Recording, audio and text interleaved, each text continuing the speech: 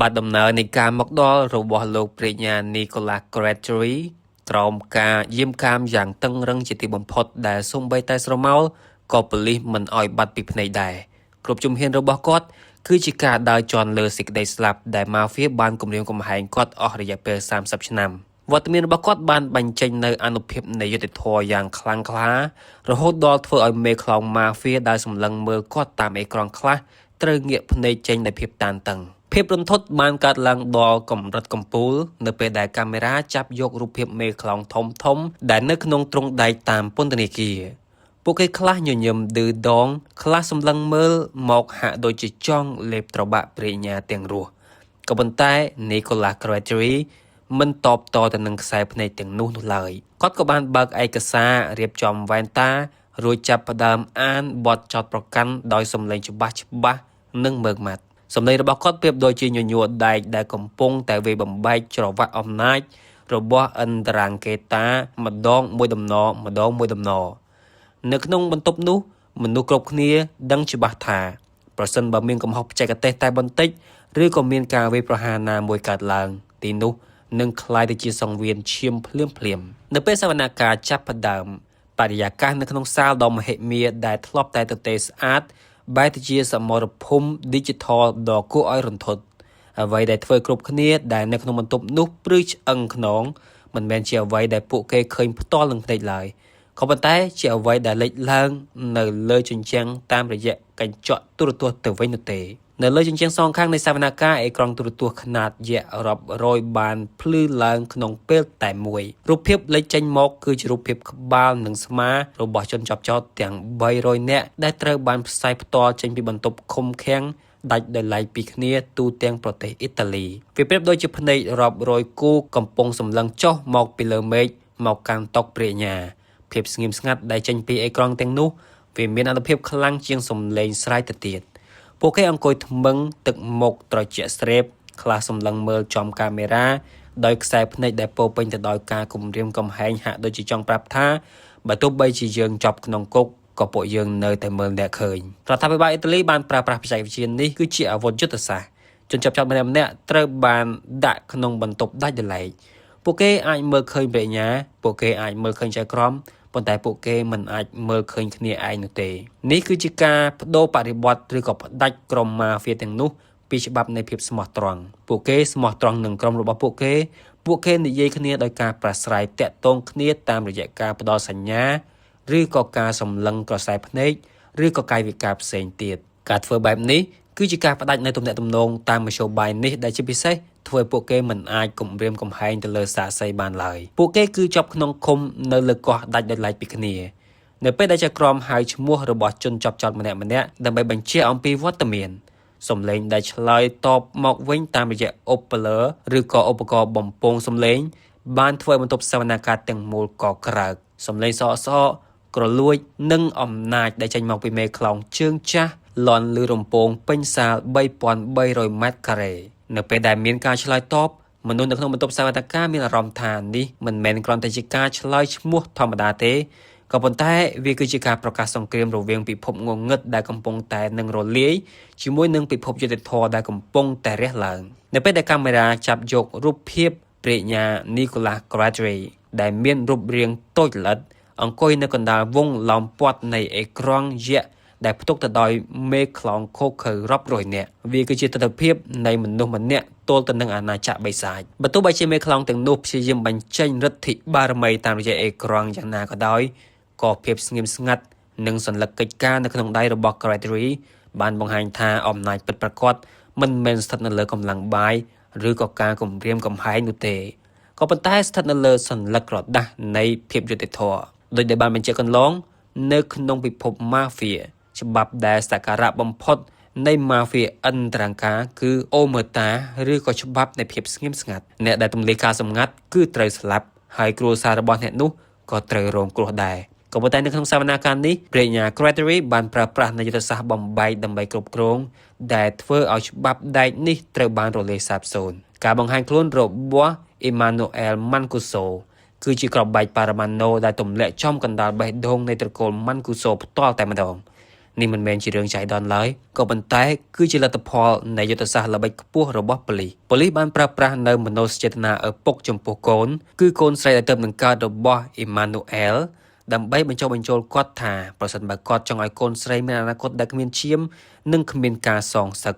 គាត់ត្រូវតែនិយាយនៅការពិតនៅពេលដែលអ៊ីម៉ានូអែលផ្ដល់ចម្លើយគាត់មិនត្រឹមតែប្រាប់នៃទីតាំងគ្រឿងញៀននោះទេក៏ប៉ុន្តែគាត់បានប្រាប់នៅភាសាសម្ងាត់និងនិមិត្តសញ្ញាដែលឪពុករបស់គាត់ប្រើដើម្បីបញ្ជាការងារការឃើញកូនប្រុសបង្កើតរបស់ខ្លួនឡើងមកតុលាការដើម្បីធ្វើជាសាក្សី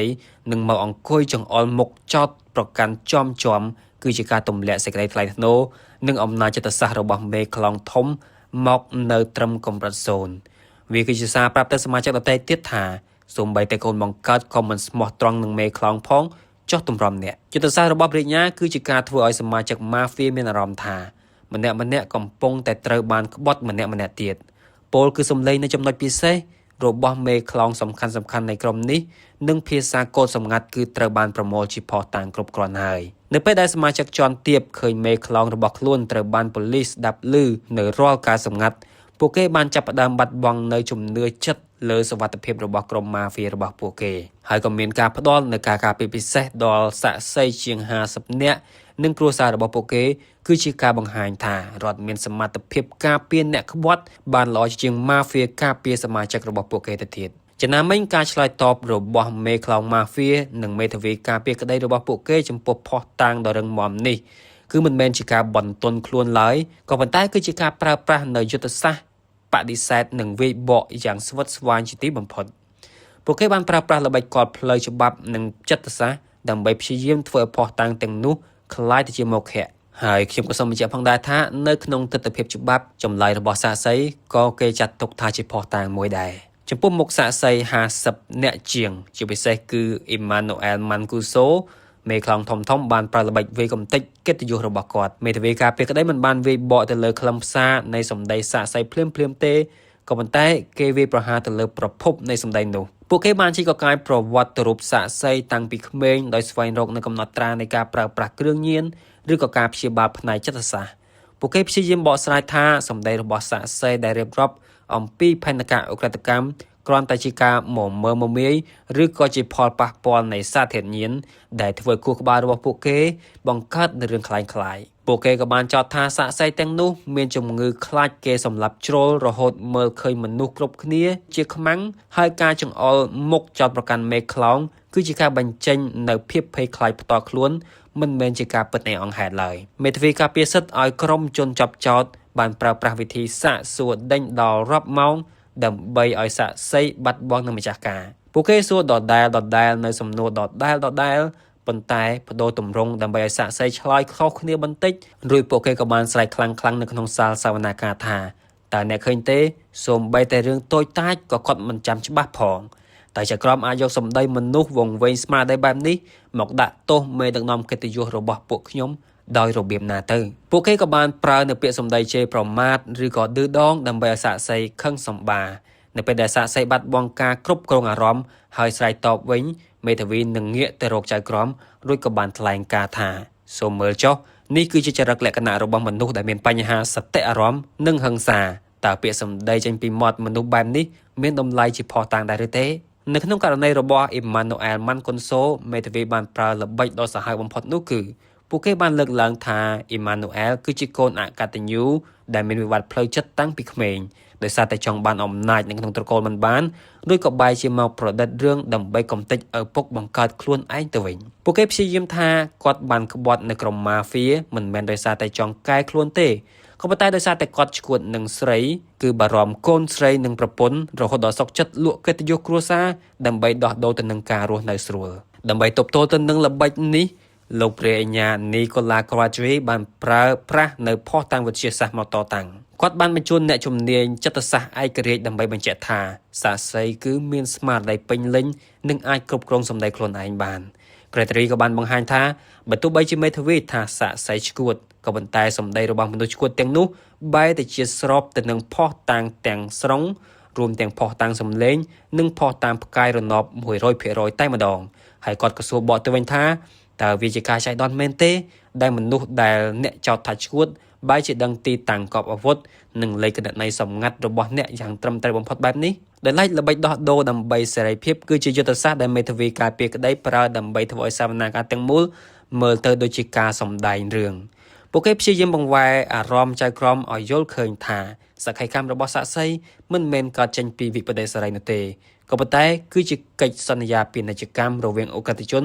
និងរដ្ឋាភិបាលពួកគេក៏បានចោទថាប្រាជ្ញាបានបញ្ច្រកចំណេះដឹងឲ្យសាក្សីដោយប្រាប់អំពីព័ត៌មានដែលប៉ូលីសមានរួចឲ្យសាក្សីរៀបរាប់ឡើងវិញដើម្បីឲ្យមើលទៅឃើញដូចជាសាក្សីដឹងរឿងពិតដែលគោលបំណងគឺដើម្បីដោះដូរទៅនឹងការមិនជាប់គុកអស់មួយជីវិតទៅលើសាក្សីតែប៉ុណ្ណោះមេធាវីក៏បានប្រើនៅសម្ដីធ្ងន់ក្នុងសាលសវនាការថាតើលោកចក្រមអាចជឿលើសម្ដីមនុស្សដែលសុខចិត្តលក់កិត្តិយសគ្រួសារលក់មិត្តភ័ក្តិដែលធ្លាប់ស៊ីបាយរួមថាដើម្បីតែរស់នៅក្នុងផ្ទះសុវត្ថិភាពនិងស៊ីប្រាក់ខែពីរដ្ឋមែនទេក្រៅពីនេះមេធាវីក៏បានព្យាយាមធ្វើឲ្យការការពារសាក្សីមើលទៅដូចជារង្វាន់សម្រាប់អ្នកកុហកពួកគេក៏បានលើកឡើងថាសាក្សីទាំងនេះកំពុងសុបិនចង់បានអត្តសញ្ញាណថ្មីមុខមាត់ថ្មីនិងការរស់នៅយ៉ាងហ៊ឺហានៅក្នុងប្រទេសដូចជាសហរដ្ឋអាមេរិកឬក៏តំបន់ដាច់ស្រយាលនៅក្នុងអឺរ៉ុបដែលឧបត្ថម្ភដោយថវិការដ្ឋហើយរដ្ឋាភិបាលកំពុងតែប្រើប្រាស់នៅលុយពន្ធរបស់ប្រជាជនដើម្បីចិញ្ចឹមបិសាចម៉ាហ្វៀដែលគ្រាន់តែចេះនិយាយត្រូវចិត្តប៉ូលីសតែប៉ុណ្ណោះប្រសិនបើសាក្សីទាំងនោះចង់បានសេរីភាពខ្លាំងគេនឹងមានទំនោរបន្ថែមគ្រឿងឬក៏បំភ្លឺសាច់រឿងឲ្យកាន់តែធំដើម្បីឲ្យប៉ូលីសពេញចិត្តនិងផ្ដល់រង្វាន់កាន់តែច្រើនសាក្សីទាំងនេះមិនមែនកំពុងតែរៀបរាប់ពីការពិតទេក៏ប៉ុន្តែពួកគេកំពុងតែសរសេរប្រឡំលោកដើម្បីទិញសេរីភាពរបស់ពួកគេពីតុលាការតែប៉ុណ្ណោះប៉ុន្តែដើម្បីកំទេចល្បិចនេះប្រាជ្ញា Nicholas Crabtree បានដាក់នៅខ្សែអន្ទាក់យុត្តិធម៌យ៉ាងណែន Crabtree បានបង្ហាញថាប្រសិនបើសាក្សីម្នាក់កុហកនោះសម្ដីរបស់សាក្សី50នាក់ទៀតគឺមិនអាចនឹងដូចគ្នាទេមិនអាចនឹងចៃដន្យដូចគ្នា 100% នោះឡើយគាត់ក៏បានស្គាល់ធ្ងន់ថាសាក្សីប្រហែលជាចង់បានសេរីភាពក៏ប៉ុន្តែលេខគណនីធនាគារដែលយើងរកឃើញតាមរយៈសម្ដីរបស់ពួកគេអាវុធដែលយើងជីកបានតាមរយៈការចង្អុលបង្ហាញរបស់ពួកគេនិងសំឡេងលួចស្ដាប់ដែលបញ្ជាក់ពីសកម្មភាពរបស់ពួកគេរបស់ទាំងនេះមិនអាចកុហកដើម្បីដោះដូរសេរីភាពបានឡើយវាមិនមែនជាការដោះដូរសេរីភាពទេក៏ប៉ុន្តែវាគឺជាការដោះដូរដើម្បីបញ្ចប់នៅវដ្តដាក់នៃឧក្រិដ្ឋកម្មសម្រាប់មនុស្សជំនាន់ក្រោយ